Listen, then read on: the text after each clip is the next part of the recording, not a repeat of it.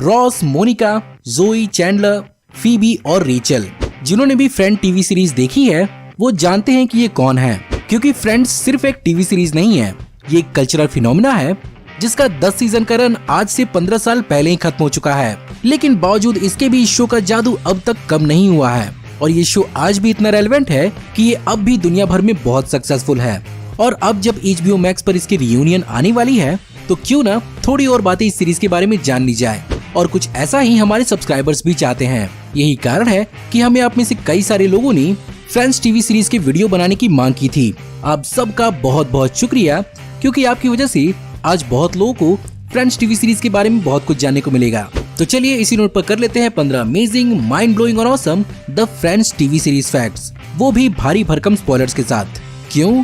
क्योंकि आज की स्टूडियो में आपको पता चलेगा कि शो के पहले कौन कौन से ओरिजिनल टाइटल्स और प्लान्स थे। इस सीरीज का द अगली नेकेड गाय आखिर में था कौन? जानेंगे इंडिया और पाकिस्तान में कहां-कहां पर फ्रेंड्स के कैफेज हैं। और तो और आपको पता चलेगा कि इंडिया में फ्रेंड्स टीवी शो की कौन सी अडॉप्टेशन रही थी। और फाइनली जानेंगे इस सीरीज के कास्ट मेंबर्स की सैलरीज और इस सीरीज से हुई उनकी कमाई के बारे में। ये और बहुत कुछ आपका इस वीडियो में इंतजार कर रहे हैं, तो देर किस बात की। हे गाइस, मेरा नाम है पंकज सागर और आपका स्वागत है गेमों को हिंदी के एक और फ्रेश वीडियो में। Now without wasting any more time, let's get started. जब 1993 में डेविड क्रेन और मार्था कॉफमैन की sitcom show the family album को कैंसिल कर दिया गया, तो इन्होंने एक नए टीवी शो पर काम करना चालू कर दिया, जो बेसिकली 6 यंग लोगों की न्यूयॉर्क के अंदर कहानी होने वाली थी। और उन्होंने इस कहानी पर 7 पेज की एक पिच तैयार की, जहां पर इस कहानी का टाइटल पहले द इंसोम्निया कैफे होने वाला था। NBC चैनल ने इस कहानी पर टीवी शो बनाने का फैसला किया और इसे नाम दिया फ्रेंड्स लाइक अस, जिसे बाद में फिर से बदला गया और टाइटल दिया गया 6 of 1। और अल्टीमेटली 22 सितंबर 1994 को पहली बार प्रीमियर होने के कुछ दिनों पहले ही इसके टाइटल को फिर से बदला गया और नाम दिया गया फ्रेंड्स। तो चलिए अब जानते हैं कि जो फ्रेंड्स हमें अल्टीमेटली देखने को मिले, आखिर उनकी कहानी क्या है। फ्रेंड्स टीवी शो के लिए तकरीबन 1000 एक्टर्स ने ऑडिशन दिया था, जिनमें से सिर्फ और सिर्फ 75 एक्टर्स को शॉर्टलिस्ट किया गया था और इन्हीं में से 6 फाइनल एक्टर्स को सिलेक्ट किया गया। वैसे पहले मोनिका का रोल जेनिफर एनिस्टन को दिया गया था, लेकिन कॉर्टनी कॉक्स को ये रोल काफी ज्यादा स्ट्रॉन्ग लगा था, इसीलिए शो के शुरू होने से पहले उन्होंने अपने रोल को जेनिफर एनिस्टन से एक्सचेंज कर लिया। वहीं पर पहले फीबी के रोल के लिए कैथी ग्रिफिन और जेन लिंच ने भी ऑडिशन दिया था, लेकिन फाइनली इस रोल को लीजा कुड्रो ने प्ले किया। वहीं पर पहले मैथ्यू पेरी के चैंडलर बिंग के रोल प्ले करने से पहले अमेरिकन एक्टर जॉन क्रेयर और द आयरन मैन और द लॉयन किंग के मूवीज के डायरेक्टर जॉन फेवरियो ने भी ऑडिशन दिया था। वैसे बाद में हमें सीजन 3 में जॉन फेवरियो पीट बेकर के रूप में भी दिखे थे। वहीं पर पहले शो के अंदर जोई का रोल थोड़ा और समझदार होने वाला था, लेकिन मैट लेब्लांक ने इस कैरेक्टर का ऑडिशन अपने हिसाब से दिया था। शो के राइटर्स को उनका ऑडिशन तो पसंद नहीं आया था, लेकिन नेटवर्क ने उन्हें फाइनल कर लिया था। वहीं पर रॉस के रोल के लिए पहले एरिक मैककॉर्मिक ने 3 बार ऑडिशन दिया था, लेकिन इस शो के क्रिएटर डेविड और मार्था पहले भी डेविड शूमर के साथ काम कर चुके थे, इसीलिए उन्होंने उन्हें ही चुना। इस शो का थीम सॉन्ग बहुत लोग को जबानी याद होगा और शायद ही आपने किसी भी एपिसोड का ये थीम सॉन्ग स्किप किया होगा। वैसे इसके टाइटल ट्रैक को द रैन ब्रांडेट्स ने गाया है और इस गाने से पहले REM का शाइनी हैप्पी पीपल यूज होने वाला था। हैरानी की बात यह है कि उस समय शो की मेन कास्ट को ये गाना कुछ खास पसंद नहीं आया था, ना ही उन्हें इसका वीडियो सीक्वेंस शूट करने में उतना कोई खास मजा आया था। लेकिन सच तो यह है कि वो नहीं जानते थे कि ये गाना 1994 में अमेरिकन पॉप चार्ट्स पे नंबर 1 की पोजीशन हासिल कर लेगा। वैसे जो फाउंटेन जिसके इर्द गिर्द इस गाने को शूट किया गया है वो एक्चुअली न्यूयॉर्क में नहीं बल्कि बरबैंक कैलिफोर्निया के वार्नर ब्रोस रैंच में लोकेटेड है। आप में से बहुत कम लोग को मालूम होगा कि इस शो के अपने ओरिजिनल आइडियाज भी थे और अगर उन आइडियाज को इस शो में इम्प्लीमेंट किया गया होता तो ये शो काफी डिफरेंट हो जाता। एग्जाम्पल के रूप में सबसे पहले इस शो के अंदर अल्टीमेटली 4 ही फ्रेंड्स दिखने वाले थे, जहां पर बेसिकली फीबी और चैंडलर का कैरेक्टर एक सपोर्टिंग रोल होने वाला था, जिन्हें कुछ एपिसोड्स के बाद हटा दिया जाता। वहीं पर दूसरी ओर शो का मेन फोकस रेचल और रॉस की बजाय मोनिका और जोई के लव एंगल पर किया जाता। जी हाँ, सीरीज के अंदर पहले मोनिका और जोई को एक कपल के रूप में दिखाया जाना था। वहीं पर फीबी पहले गिटार के बजाय बोंगोस बजाने वाली थी, लेकिन प्रोडक्शन ने गिटार का ही फैसला किया, जिसके कारण लीजा कुड्रो को फीबी के रोल के लिए हल्के फुल्के कॉर्ड्स भी सीखने पड़े। लाइव ऑडियंस के सामने परफॉर्म करना और किसी सेट पर सीन्स को रिकॉर्ड करना दोनों में बहुत अंतर होता है, पर यहाँ पर ये भी अंतर नहीं था, क्योंकि यहाँ पर अगर क्लिफ हैंगर यानी कनेक्टेड एपिसोड्स की बात न की जाए तो ऑलमोस्ट सारे के सारे एपिसोड्स लाइव ऑडियंस के सामने परफॉर्म किए जाते थे, जहाँ पर शो के 300 फैंस को इस शो की शूटिंग को देखने के लिए चुना जाता था। अब इस चीज से यही फायदा था कि हर एपिसोड के शुरू होने से पहले एक सैंपल ऑडियंस का रिएक्शन मिल जाता था, and depending on the audience reaction writers कहानी में ऑन सेट बदलाव कर पाते थे। आपको रॉस का वो अनोइंग येट क्यूट बंदर तो याद ही होगा, जो एंड में सबका फेवरेट बन जाता है, और फीवी ने तो उसके लिए डार्ट गन भी झेला था। वेल, मार्सेल एक व्हाइट फेस्ड कैपुचिन बंदर है, जिसका रोल 2 कैपुचिन बंदरों ने प्ले किया है, जिसमें से एक मेल था जिसका नाम था मंकी और दूसरी थी एक फीमेल जिसका नाम था केटी। इस शो के अंदर से मार्सेल के कैरेक्टर को इसलिए हटाना पड़ा क्योंकि बंदरों के साथ काम करना बहुत ही ज्यादा टाइम कंज्यूमिंग हो रहा था, जो शो के टाइट शेड्यूल में एक बहुत बड़ा हर्डल बन रहा था।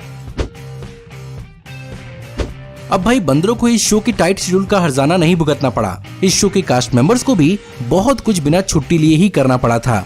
एग्जाम्पल के रूप में जब लीजा कुड्रो 1997 में पहली बार प्रेग्नेंट हुई थी, तो इसी दौरान शो के अंदर काम करने के लिए शो के क्रिएटर्स ने उनकी प्रेगनेंसी को शो के अंदर लिखा, जहां पर इस बात को एक्सप्लेन किया गया कि फीबी अपने भाई के बच्चों की सर्वोगेट बन रही है। वहीं पर सीजन 10 में जब कोर्टनी कॉक्स प्रेग्नेंट हुई थी, तो इस चीज का उल्टा किया गया, जहां पर उनकी प्रेगनेंसी को छुपाया गया क्योंकि मोनिका शो के अंदर प्रेग्नेंट नहीं हो पाती है।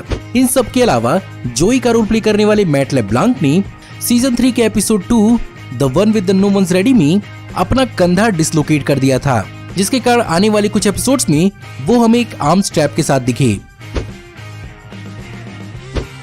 अगर आप भी सोचते हैं कि वो द अगली नेकेड गाय कौन था जिसे खिड़की से देखकर पूरा का पूरा ग्रुप मुंह बनाया करता था, इस कैरेक्टर का चेहरा थ्रू आउट द शो कहीं भी नहीं दिखाया गया था। लेकिन फाइनली हफिन पोस्ट के रिपोर्टर वान ललिंग ने इस राज पर से पर्दा हटा ही दिया, जहां पर उनकी रिसर्च के बाद ये पता चला कि द अगली नेकेड गाय का रोल इस शो के एक्स्ट्रा जॉन ह्यूगन ने प्ले किया था। इस शो के अंदर सार्कास्टिक, फनी और बहुत ही ज्यादा फेवरेट कैरेक्टर चैंडलर बिंग का रोल प्ले करने वाली मैथ्यू पेरी की लाइफ शो के शुरू होने के बाद भी स्ट्रगल से भरी रही, क्योंकि वो बेसिकली प्रिस्क्रिप्शन ड्रग और अल्कोहल के एडिक्शन से जूझ रहे थे, जहां पर इसका सबसे बड़ा सबूत हमें शो के अंदर उनके सडनली घटते और बढ़ते वजन के रूप में दिखा। मैथ्यू पेरी के हिसाब से शो के दौरान उनकी हालत इतनी बेकार हो गई थी कि उन्हें सीजन 3 से लेकर सीजन 6 तक के शूटिंग्स का कुछ भी याद नहीं है, और उस समय वो किसी की भी हेल्प लेने के लिए तैयार नहीं थे। यहाँ तक कि शो में जोई का रोल प्ले करने वाले मैट लेब्लांक ने भी उन्हें हेल्प करने के लिए अप्रोच किया था। फाइनली उन्होंने कई सारे रिहैब्स लिए और उनकी हालत बेहतर हो पाई। इस शो के लास्ट सीजन के लास्ट एपिसोड को एयर हुए 16 साल का वक्त हो चुका है, पर फिर भी ये शो आज भी इतना ज्यादा रेलेवेंट है कि इसका जलवा आज भी वैसे का वैसा ही है, क्योंकि यूके के अंदर ये नेटफ्लिक्स पर सबसे ज्यादा देखे जाने वाला शो है। वहीं पर अमेरिका में इसकी रैंकिंग दूसरे नंबर पर है, और वहां पर सबसे ज्यादा नेटफ्लिक्स पर द ऑफिस सीरीज देखी जाती है। 2018 में नेटफ्लिक्स ने जो इस बात को अनाउंस किया कि 1 जनवरी 2019 से फ्रेंड्स सीरीज को हटाया जा रहा है, तो दुनिया भर के फैंस ने #JusticeForFriends नाम का कैंपेन चालू कर दिया और change.org पर पेटिशंस आने लगे, जिसके कारण नेटफ्लिक्स को अपना फैसला बदलना पड़ा। आप में से बहुत कम लोग को मालूम होगा कि इंडिया में भी फ्रेंड्स की डायरेक्ट एडाप्टेशन बन चुकी है, जिसे 1999 में हेलो फ्रेंड्स के नाम से जी टीवी पर प्रीमियर किया गया था, और ये सन 2000 तक 26 एपिसोड तक चली, जिसके बाद इसे कैंसिल कर दिया गया। और इसका सबसे बड़ा कारण ये हो सकता है कि ये अपने अमेरिकन काउंटर पार्ट के मुकाबले कहीं भी नहीं टिकता। अगर आपको यकीन नहीं होता तो मैं इस शो का ऑफिशियल प्लेलिस्ट का लिंक आपको डिस्क्रिप्शन में प्रोवाइड कर दूंगा, जो जी टीवी के ऑफिशियल यूट्यूब चैनल पर फ्री में अवेलेबल है। अगर आप भी अपनी इंग्लिश को इम्प्रूव करना चाहते हैं तो यकीन मानिए कि फ्रेंड्स सीरीज कोई टाइम वेस्ट नहीं है। 2012 की कैप्लन इंटरनेशनल इंग्लिश कॉलेज के एक पोल में सामने आया कि फ्रेंड्स सीरीज इंग्लिश इम्प्रूव करने में काफी ज्यादा हेल्पफुल है, जहां पर 26% नॉन इंग्लिश स्टूडेंट्स ने इस बात को एडमिट किया कि शो ने उनकी इंग्लिश को और भी ज्यादा इम्प्रूव किया है। और अगर आपको इनकी बात का भरोसा नहीं है तो लिवरपूल एफसी फुटबॉल टीम के मैनेजर गॉर्गन क्लॉप, बीटीएस के मेंबर RM और Belgian professional golfer Thomas Pieters की बात का भरोसा तो कर ही सकते हैं, जो मानते हैं कि शो ने उनकी इंग्लिश इम्प्रूव की है। अगर आप भी इंडिया में अपने दोस्तों के साथ सेंट्रल पर्क जैसे कैफे में हैंग आउट करने जाना चाहते हैं, वो भी फ्रेंड्स के फैंडम से सजा हुआ, then my friend you're in luck. क्योंकि इंडिया में 6 अलग अलग लोकेशंस पर फ्रेंड्स थीम्ड कैफेज हैं, जहां पर चंडीगढ़ में है एक सेंट्रल पर्क, वहीं कोलकाता में फ्रेंड्स कैफे है जिसमें इस शो का आइकॉनिक अगली डॉग स्टैचू भी है। साथ ही साथ पूरे ग्रुप का चिल आउट अड्डा वो ऑरेंज सोफा भी है, और तो और मोनिका का पर्पल डोर और फीबी की पिंक बाइसिकल भी है। वहीं पर बाकी 3 रेस्टोरेंट्स गुड़गांव, भुवनेश्वर और पुणे में मौजूद है।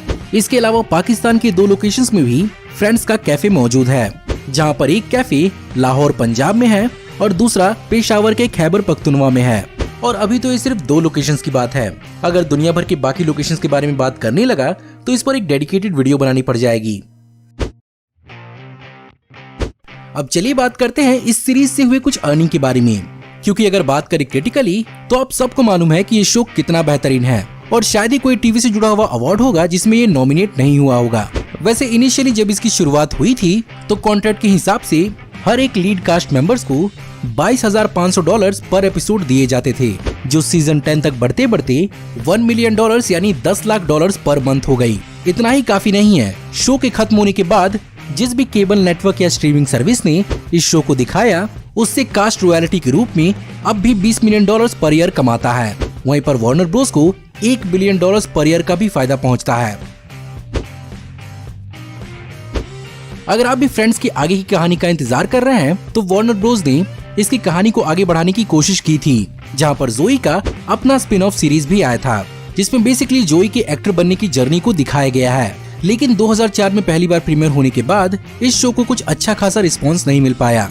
यही कारण है कि 2006 में 2 सीजन के बाद इसे कैंसिल कर दिया गया। लेकिन आपको यहाँ पर फिर से मायूस होने की जरूरत नहीं है, क्योंकि इसका एक सीक्वल रियूनियन जल्द ही आने वाला है, जिसका नाम होगा the one where they got back together. और ये सिंगल एपिसोड / मूवी की तरह हो सकता है, जिसे वार्नर ब्रोस के अपनी स्ट्रीमिंग सर्विस HBO Max पर रिलीज किया जाएगा। वैसे इस साल मार्च में बात अनाउंस की गई थी कि इसकी शूटिंग मार्च के अंत तक हो जाएगी और साल के अंत तक हमें ये देखने को मिल भी जाएगा। लेकिन इसकी शूटिंग को सितंबर में पोस्टपोन करने के बाद अब जाकर मैथ्यू पेरी ने इस बात को कंफर्म किया है कि फ्रेंड्स रियूनियन अगले साल 2021 की मार्च में रिलीज की जाएगी। उम्मीद करते हैं सब कुछ ठीक ही जाए। तो गाइस, ये थे 15 अमेजिंग, माइंड ब्लोइंग और awesome the friends TV series facts. अगर आपने इस शो को अब तक नहीं देखा है तो मेरे हिसाब से आपको इस शो को एक बार लाइफ में जरूर देखना चाहिए, क्योंकि इस शो का कोई भी ऐसा एपिसोड नहीं होगा जिसमें आपको मजा नहीं आएगा। और अब मुझे मालूम है कि आपका ये भी सवाल होगा कि क्या ये शो हिंदी में अवेलेबल है, तो जी नहीं, ये शो हिंदी में अवेलेबल नहीं है। लेकिन फिर भी इस सीरीज की इंग्लिश बहुत ही ज्यादा सिंपलिस्टिक है, इसीलिए आपको इस शो को सबटाइटल्स के साथ देखने में बहुत ज्यादा दिक्कत नहीं आएगी। बाय द वे, अगर आपको आज की वीडियो पसंद आई हो तो इस वीडियो को लाइक जरूर करिएगा और मुझे कमेंट में जरूर बताइएगा कि आपके हिसाब से इस वीडियो में बताए हुए कौन कौन से फैक्ट आपको बहुत ज्यादा अमेजिंग लगे। इनके अलावा भी कोई और फैक्ट आपको फ्रेंड्स सीरीज के बारे में मालूम है तो मुझे कमेंट में जरूर बताइएगा। अगर आप हमारी आने वाली ऐसी ऑसम वीडियोस को देखते रहना चाहते हैं तो हमारे चैनल को सब्सक्राइब करिए, बेल वाले आइकन को दबाइए और हमारी वीडियोस को बिना मिस किए भी एंजॉय करते रहिए। और अगर आप चाहें तो इस वीडियो की लिंक को अपने दोस्तों और ग्रुप्स के बीच में जितना हो सके उतना शेयर करें। Thank you for watching. See you in the next video. Till then, take care. Goodbye.